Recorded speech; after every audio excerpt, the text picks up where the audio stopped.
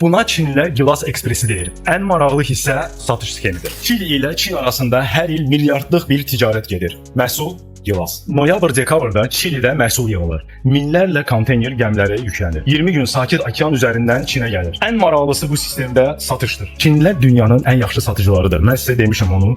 Sübut. Gəmi hələ okeanda olarkən satışlar artıq başlayır. Şirkətlər blogerlərin, streamerlərin 2 aylıq yayımını rezerv edir. Gəmi çatır, blogerlər limanda konteyneri açır.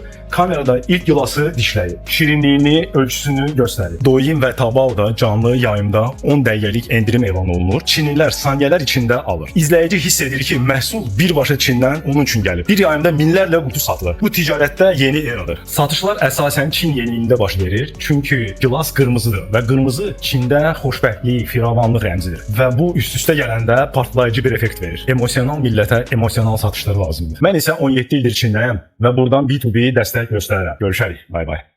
Sağlama.